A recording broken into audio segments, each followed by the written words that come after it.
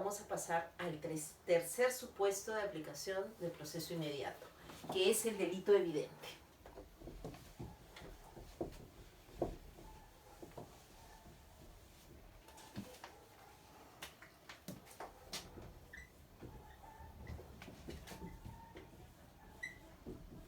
Y ustedes se preguntarán en qué artículo del código encontramos la regulación del delito evidente. Respecto a flagrancia, la encontramos en el 259. Respecto a confesión, lo encontramos en el 160. ¿En qué artículo encontraremos el delito evidente? Si es que alguno de ustedes lo encuentra, se gana una beca para el curso. Pero ¿saben? No lo van a encontrar, porque el delito evidente no es un concepto establecido en el Código Procesal Penal, como lo fue la flagrancia y como lo fue la confesión. El delito evidente está establecido nada más y se menciona así, de manera textual, como tercer supuesto de incoación de proceso inmediato en el artículo 446 del Código Procesal Penal. ¿Qué significa entonces el delito evidente?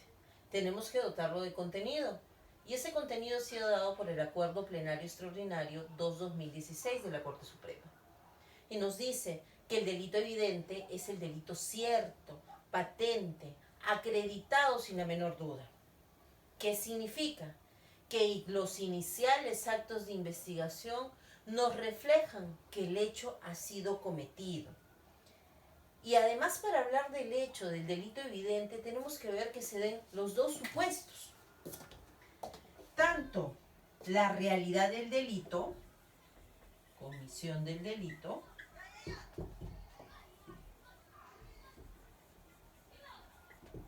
como la autoría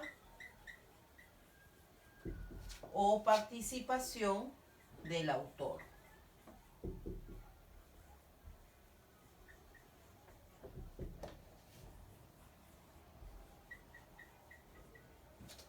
Autoría o participación del autor y comisión del delito. Porque puede ser que se dé el hecho delictivo, por ejemplo, que hay una persona a quien le han hurtado el celular, pero no podemos vincular a nivel probatorio al detenido, o no podemos vincular a nivel probatorio al citado, al denunciado. Materialmente el hecho ha sido cometido, materialidad del delito, pero no tenemos vinculación. Por eso, para hablar de delito evidente, tenemos que verificar que los iniciales actos de investigación nos reflejen ese delito evidente. Porque si no hay reflejo de delito evidente, no se da este supuesto de incoación. Además, nosotros tenemos que diferenciar el delito evidente de la flagrancia y de la confesión. Son supuestos independientes. Puede ser que en un mismo caso haya delito evidente, haya confesión y haya flagrancia. Sí, puede ser. ¿Es necesario que se den de manera copulativa los tres supuestos? No.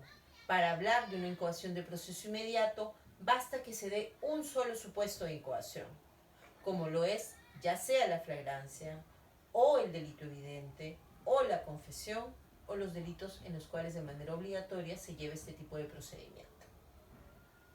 Entonces, ¿dónde nos tenemos que enfocar para verificar si es que hay o no hay delito evidente? En los actos iniciales de investigación, los que son realizados en diligencias de investigación, en las diligencias preliminares. ¿Será posible hablar de delito evidente aun cuando se haya formalizado la investigación preparatoria? ¿Qué quiere decir? Que si se formaliza la investigación preparatoria, ¿en algún momento puedo cambiarme proceso inmediato? ¿O ya si formalicé no hay vuelta atrás? En este caso del delito evidente, se puede cambiar siempre y cuando sea realizado antes de los 30 días de formalizada la investigación preparatoria. Porque quizás formalizando realizo 2 actos de investigación que me faltaban hacer. Puedo incluso formalizar y luego pasar al proceso inmediato por existencia de delito evidente. Pero para irnos a este supuesto, todos los ámbitos relevantes tienen que estar cubiertos con medios de investigación. Si es que estamos hablando, por ejemplo, de un delito de estafa, tengo que estar cubierto el engaño, la disposición patrimonial y todos los demás elementos del tipo penal de la estafa. Si es que hablamos de un delito de hurto, tiene que estar cubierta la sustracción, el bien ajeno, tiene que haber persistencia del bien, tiene que haber una valorización, si es que estamos hablando de un delito de hurto simple. Si no hay eso, no estamos ante un supuesto de delito evidente. Todos los actos de investigación, además, tienen que ser precisos y no tiene que haber deficiencias legales. Si es que yo puedo cuestionar los actos de investigación realizados, no estamos ante delito evidente. Lo evidente es lo que no necesita mayor corroboración, ni de cargo ni de descargo. El delito evidente es un supuesto que también permite incoar proceso inmediato. Como ven, las notas distintivas de estos tres supuestos de incoación de proceso inmediato son la sencillez y la suficiencia probatoria. Sencillez en la investigación y que ya se hayan agotado actos de investigación. Estas son las dos notas distintivas para incoar un proceso inmediato. Si es que nosotros no encontramos sencillez, si es que nosotros no encontramos suficiencia probatoria, no podemos, como fiscales, por ejemplo, incoar proceso inmediato. Y si es que se hace una incoación en ese sentido, en la audiencia, si somos abogados defensores, podemos cuestionar. Por eso es importante que conozcamos cuándo sí se incoa un proceso inmediato, cuándo se dan los supuestos. Porque si no se dan estos, estoy habilitada para solicitar la improcedencia de la incoación de proceso inmediato. El proceso inmediato, si bien tiene como antecedente el proceso sumario, y algunos dicen que es un sumario reformado, realmente tiene validez constitucional. El proceso inmediato no vulnera garantías porque hay tamices que nos permiten cuestionar si es que me voy o no a un proceso inmediato. Proceso inmediato no significa que de todas maneras va a haber condena. Proceso inmediato solo significa que prescindo de la investigación preparatoria y paso a la siguiente etapa de manera unificada, que es etapa intermedia con la etapa de juzgamiento con sus propias reglas. No significa condena asegurada. Y no significa así porque obviamente hay casos en los cuales se absuelven las personas. Entonces, lo que tenemos que distinguir es notas de distintividad, proceso inmediato, sencillo y evidencia delictiva. Si tenemos ambos supuestos, podemos irnos al proceso inmediato. De no haber eso, proceso común. Exijan proceso común en la audiencia en incoación de proceso inmediato. Pero aunado a este tercer supuesto, tenemos el cuarto. El cuarto supuesto de incoación de proceso inmediato, al igual que su antecesor, el proceso sumario, nos habla de delitos obligatorios. ¿Se acuerdan que cuando nace el proceso sumario habían delitos que sí o sí tenían que llevarse bajo ese tamiz? Aquí también pasa esto, pero con precisiones que permiten salvar la constitucionalidad del proceso inmediato. Los dos delitos, porque solo son dos, no son siquiera una lista de 10 delitos, ni de 52, como fue el decreto legislativo 124, ni mucho menos la sumarización del proceso ordinario, solo son dos tipos penales: conducción en estado de ebriedad y omisión a la asistencia familiar. Solo son dos estos tipos penales que de manera obligatoria se van a tener que incoar o llevar bajo el procedimiento de proceso inmediato. Primero, razones de carga procesal. Estos dos tipos penales son los de mayor incidencia. Segundo, razones de carga probatoria. Estos dos tipos penales son sencillos de acreditar. Tercero, protección a la sociedad respecto a la conducción en estado de ebriedad y protección al menor en el delito de omisión a la asistencia familiar. Tengo que establecer un procedimiento en aquellos casos sencillos, céleres, para evitar prescripciones que se verían de no existir este tipo de procedimiento inmediato. Y las notas distintivas de esto con respecto al procedimiento sumario es que no porque se trate de estos dos delitos, sí o sí la incoación va a ser procedente. Hay expositores que dicen que en el proceso inmediato, ¿qué tienen que hacer los abogados defensores cuando se trata de estos dos supuestos obligatorios? No hay nada que hacer, dicen. Se sientan y dicen, no me pongo cuando le corren traslado de la incoación. Es mentira, porque hasta en estos delitos simples, la propia Corte Suprema ha dicho que es necesario realizarle el tamiz para ver si es proceso sencillo y si hay suficiencia probatoria. A priori son procesos sencillos. Eso nos queda claro. Esos dos tipos penales son sencillos. Pero a priori no podemos decir que hay suficiencia probatoria, porque no todos los casos son iguales. Respecto al delito de conducción en estado de ebriedad, se tiene que analizar dos puntos muy específicos. Que existe una intervención policial y que además se haya llevado a cabo una prueba pericial de dosaje etílico que arroje no solo positivo, sino que haya cuantitativamente determinado cuánto de alcohol en sangre manejaba. He tenido proceso, incoación de proceso inmediato por conducción en estado de ebriedad donde no hubo dosaje etílico. ¿Podré incoar un proceso sin dosaje etílico? No se puede. Esa es la prueba en este caso. ¿Significa que si hay prueba de dosaje etílico más intervención policial, sí o sí hay condena? Tampoco. Solamente significa que puedo incoar el proceso inmediato. Estamos en incoación nada más. No estamos todavía hablando de sentencias, de condena. Solo incoación, que es un trámite formal. Respecto al delito de omisión de asistencia familiar, tenemos más temas que analizar, pero igual parte de la base de que este proceso viene de otro proceso, de un proceso civil, que ya hay una previa decisión de la justicia civil. Y toda la tipicidad objetiva tiene que venir clara ya desde el proceso civil. Y ese es el análisis que se hace en la incoación. Existe toda la tipicidad objetiva. ¿Y cuál es esa? Existe una deuda de alimentos fijada por un juez. Segundo, la obligación legal del imputado a prestarla. El juez civil ha tenido que determinar eso, ya sea vía demanda de alimentos o vía ejecución de acta de conciliación. Tercero, tiene que haber una entidad del monto. Yo no puedo ejecutar una conciliación que diga voluntaria.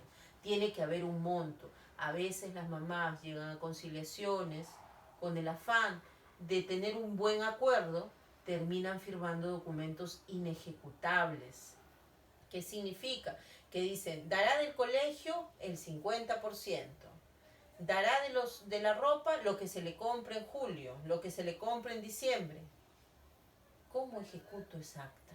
Es más difícil ejecutar un acta así que ejecutar un acta que me diga un porcentaje de su sueldo de manera global o un monto fijo de manera global.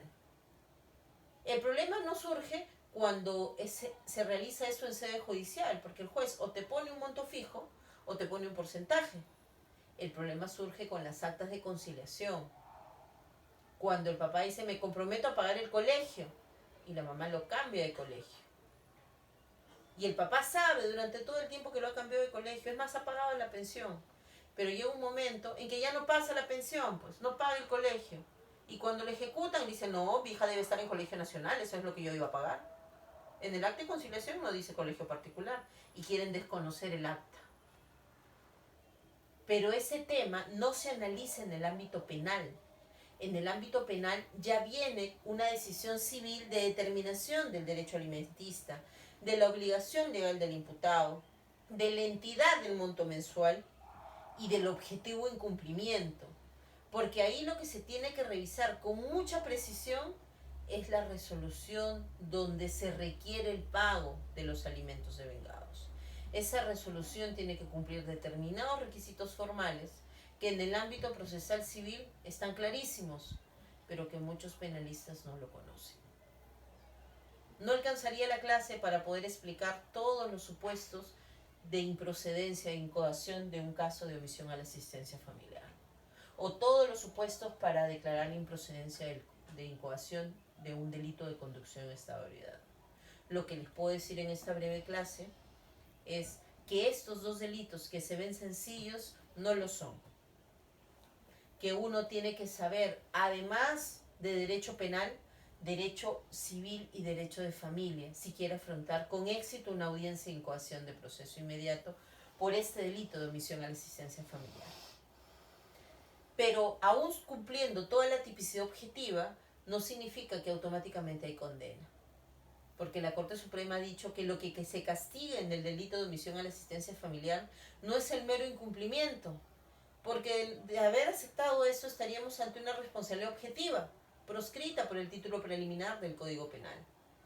Lo que establece la Corte Suprema es que lo que se castiga es la tipicidad subjetiva. No es que no cumpla, sino que pudiendo cumplir, no lo hace. Porque esa es la estructura del tipo omisivo, parte general de derecho penal. Aquel que omite una acción para la cual se encuentra obligada, pudiendo hacerlo, no lo hace. Ahí se cumple el tipo penal completamente y recién puedo hablar de condena. No se castiga el no pagar, sino el que pudiendo hacerlo, no lo hace. Pero para incoar un proceso inmediato basta la regularidad del proceso civil. Pero si un abogado penalista va a una incoación de proceso inmediato de omisión a la asistencia familiar y no conoce cómo se lleva un proceso de alimentos, que es el proceso civil más sencillo, pero no conoce, por ejemplo, no va a saber, y solamente les digo esto un supuesto, cuando se requiere para que pague dentro del plazo de ley. ¿Cuánto es el plazo de ley que establece el Código Procesal Civil? ¿Será procedente una incoación cuando se requiera, bajo término de ley, a pagar una pensión determinada, un monto referido a un tiempo, un periodo plenamente establecido, con toda la regularidad? Se los dejo de tarea. Revisen el Código Procesal Civil para verificar si es que basta hablar de un requerimiento por apercibimiento de ley. Y así como ese, hay muchas formas de cuestionar en la incoación de proceso inmediato. ¿Gano el caso de cuando me rechazan un proceso de incoación, una incoación de proceso inmediato? No lo gano.